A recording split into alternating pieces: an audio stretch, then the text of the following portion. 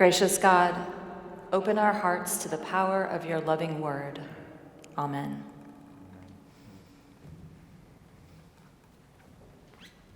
It's been a bit haunting for me to live with the story of the burning bush on the top of my mind this week.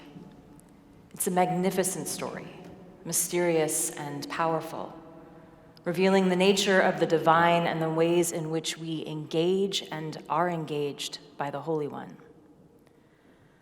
But to find the air sometimes smelling like a campfire, to see ash floating to the ground in the middle of the city, to feel the heaviness of the smoky air weighing down my lungs and my energy, all evidence of the destructive fires burning just beyond our sight, and knowing that people are living in fear and uncertainty and have lost homes, and others are bravely risking their own lives to help.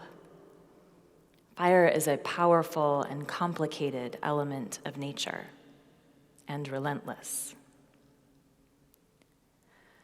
The fire that Moses encounters is different. It burns the bush, but does not burn it up. It blazes, but does not consume. It inhabits the bush. It changes the appearance of the bush, but doesn't destroy it. Fire and bush commingling and existing together without one overtaking the other. This is the image of the divine revealed in the story, something we cannot explain, which captures our imagination, and Moses as well. His eyes scanned the flock idly grazing. Nothing out of the ordinary, but something tugged at him. He woke that morning surprised at how vivid his dreams had been. He'd been dreaming about the water and could still feel the sensation of floating as the current moved him gently along, supporting him so that he was free to look up and take in the vast expansiveness of the sky. He hadn't dreamed that way in a while, and it left him feeling a bit distracted, but also wonderful and free. Most days he had to put effort into holding himself together, tightly fitting himself into the container he had shaped for himself, which helped him block many of his painful memories, especially the sinking feeling in the bottom of his stomach and the tightness in his chest that overcame him when he remembered the violence, both what he witnessed and how he responded. But today he was more at ease. It was like the remembrance of the water cleansed him, helping him experience the grace of forgiveness. Maybe that's why he noticed. Maybe that's what led him to wonder. Maybe that's why he turned. He looked and he saw. There was a bush and it blazed and yet it didn't burn up. God sees that Moses sees the miracle and God calls him by name. Moses sees the divine fire, he hears the divine voice, and he hides his face in fear, in awe of the holiness he's encountering. And God speaks to Moses once God sees that Moses sees. Had the bush always been there? I wonder if Moses had been to this place before, if he'd walked right past this mysterious sight without noticing. I wonder if the real miracle is that Moses' eyes were opened, that he saw the fire. How do we sometimes miss seeing what is right before us? Sometimes a person or a place becoming so familiar, we don't actually see who they are or what's happening. Sometimes we get caught in our expectations and assumptions and miss what is actually present. And sometimes we shield our eyes because the truth is painful. What's our perspective? And how deeply are we willing to be changed, to be broken open and transformed?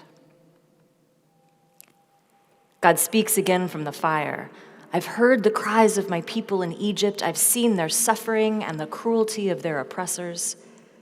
It's time for you to go back to Egypt and lead the people out to freedom.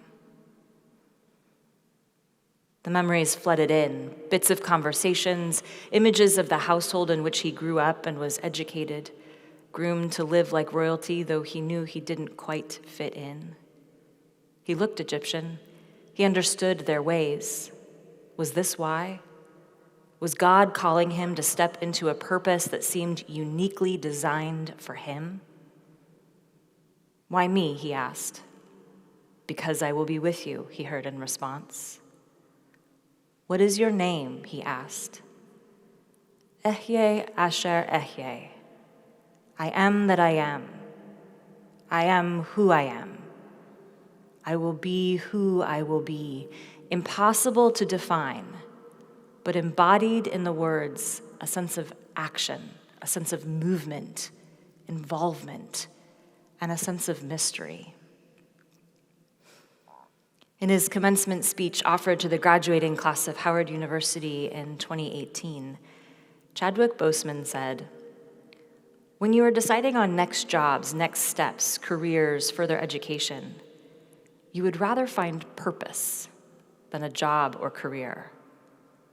Purpose crosses disciplines. Purpose is an essential element of you.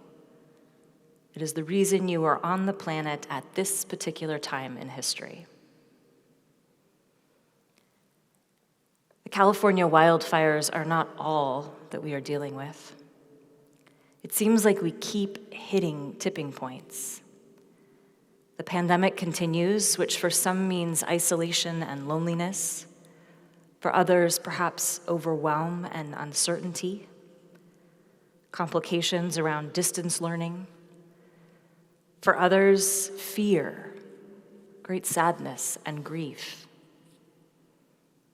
I imagine most of us are missing friends and those relationships and gathering places that anchor us and ground us and encourage us in the face of difficulty.